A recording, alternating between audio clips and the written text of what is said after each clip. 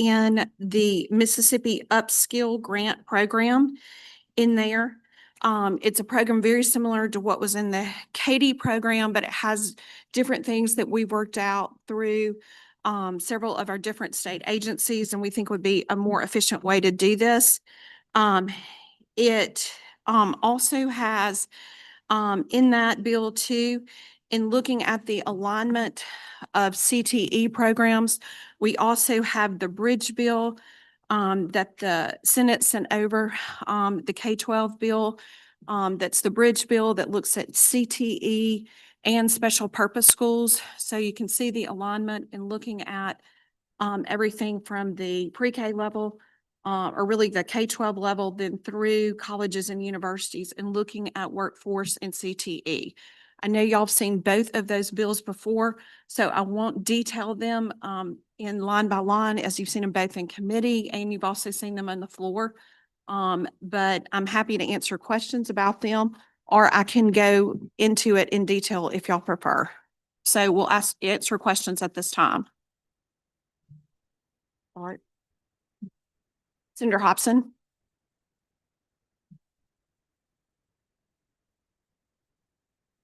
Madam Chair, could we add a reverse repealer to this? Yes. My motion is to add a reverse repealer. Yes. Senator Hobson has made a motion that we add a reverse repealer to the strike all. All in favor? Aye. Any opposed? All right, the reverse repealer has been added, and that bill will then be forwarded on to appropriations today as it is double. Oh, I'm sorry. Pass as amended, Madam Chair. We adopt the strike. Do I have a motion to adopt the strike all? So moved. All in favor? All right, and then do we have a motion to adopt the Title sufficient do pass as amended. Okay, title sufficient do pass as amended. All in favor? Any opposed? All right, that will be forwarded into appropriations. Okay, we have before us Senate Bill 1488. It is a piece of legislation that will authorize the University of Southern Mississippi to sell or enter into a long-term lease for the university property. Senator Johnson, would you like to tell us about that aspect of the bill? Yes, thank you. This bill would allow, there's a property that's roughly 600 acres that was gifted to the University of Southern Mississippi in the 1920s. This property has served several purposes, including the golf course for the university up until about 25 years ago. Since that time, it has not been used, but over the last 10 years or so, USM, along with the city of Hattiesburg, our area development partnership, and MDA have worked to invest money into that site to get it developable, to provide for it to be developed. There is a master plan for it, and there is currently 22 acres that they would like to sell. An issue that they are running into is the long process that it has to go through to be sold.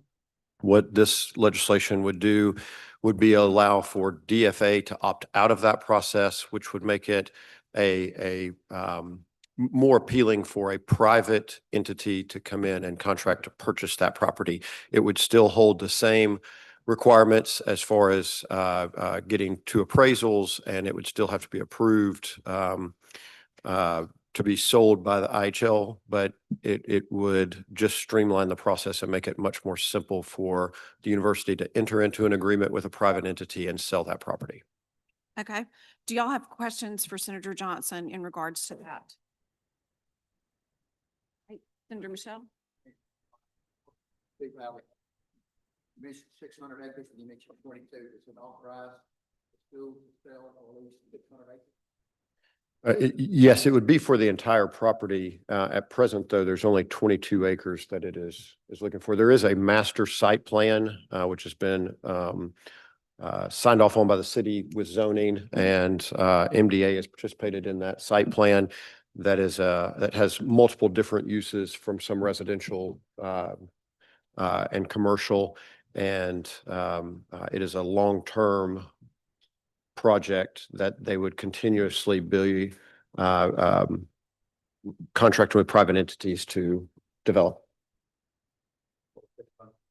I think that would be ideal. Well, I say that there is a lake on site that the university must retain, which is, I forgot the acreage of that. So I can't guarantee that it would be the full 600, but it would be a large percentage of it. I have a question.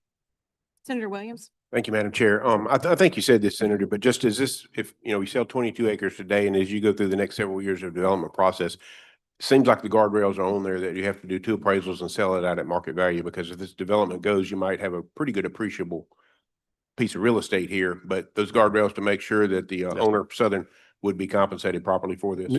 That's exactly right. And that is the intent also, as this continues to progress. The more development that comes there, it should raise the value. Yes.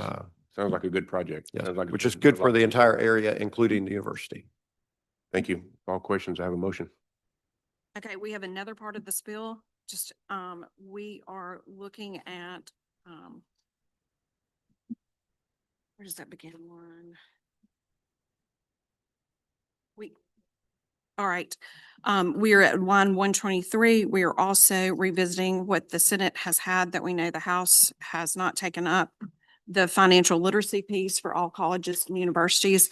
We've also added in some criteria in them that has to do with also looking at mortgages, real estate, and et cetera on that. And so that's a brief explanation of that. I'm happy to answer any questions. Is this an amendment, Madam Chair? It is in the strike all version. Okay, I'm sorry. All right, okay.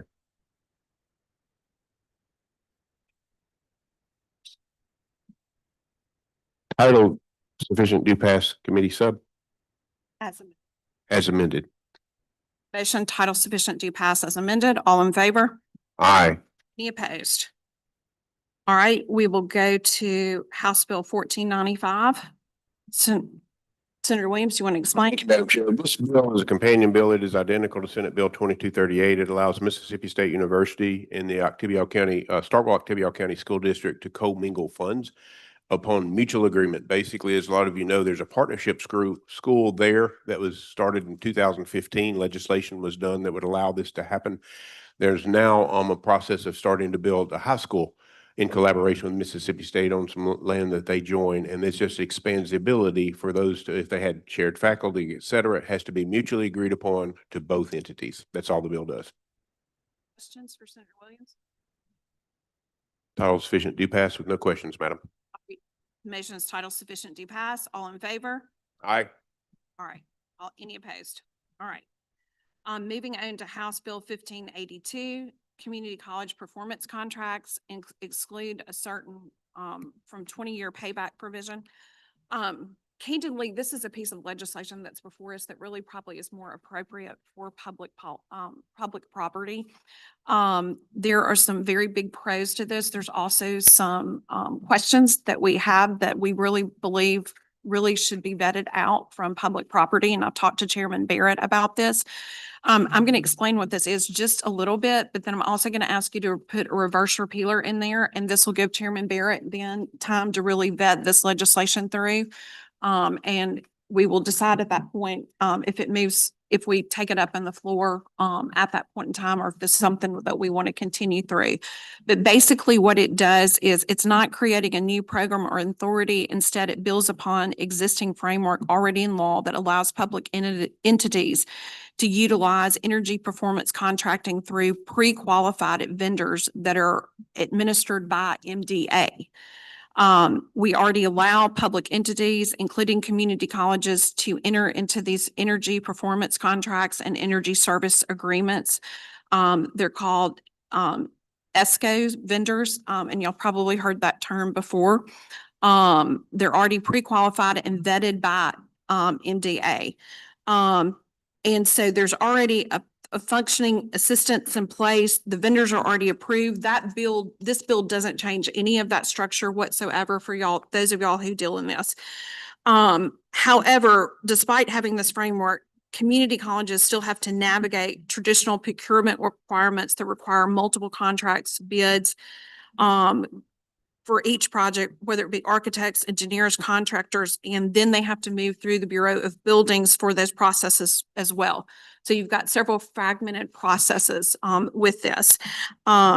This bill would apply only to the ESCO projects is what this does.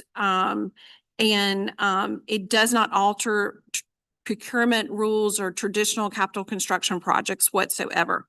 It does allow the community colleges, it would be a one-year pilot. This would be only, and it would be a one-year pilot that would let the community colleges work with this. So, the other thing too about this is that our community colleges are all, as you know, if many of you've done the public property visits, are facing aging infrastructure. And this would give them an opportunity to be proactive in, looking at and managing those projects that they need to do. So, there's a 20-year, it allows, this bill, what it really does though too, it allows that master planning approach. So they can look at all their infrastructure needs proactively and kind of get that on a better schedule with this. There's, current law requires that energy performance contracts achieve a payback within 20 years, which seems very reasonable and logical, but it means that projecting savings must repay the investment within that time frame. We are being told that that 20-year cap sometimes is not practical in that aspect. This would look at that. It would look at that payback window. Again, this is not something we typically deal with. This is more of a public property aspect thing, but has some promising opportunities with it. And public property is going to look at this and vet this more thoroughly. But we did want to keep it moving because there's some very big opportunities with this that we think could be very beneficial to our community colleges. So on that note, I'm happy to answer any questions and would entertain a motion at this time. Yeah. Thank you, Madam Chair. And maybe this is a question for the Public Property Committee. Is there no, this would eliminate any payback period for ESCOs? No, sir. I think that's what one of the things we want to look at is that's one of the questions that we have is would not eliminate any. It would just be for a couple of these. And so that's one of the things we really want to look at in this aspect and really want to have public property vet this. So the contracts still have to, cannot exceed the useful life of the improvements. They still have to have a guaranteed savings. They still have to have annual reconciliation of performance, and they must still follow measurements and verification standards. And they would have to include reporting to oversight bodies with this. So, and also too, they must guarantee performance. And if the savings are not achieved, then that vendor would be responsible for that. So, Okay.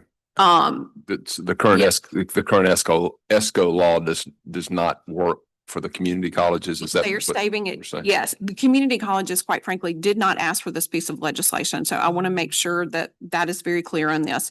They did not ask for this. This is something that was brought to us by a number of the vendors saying this doesn't make financial sense anymore with some of the things you're doing.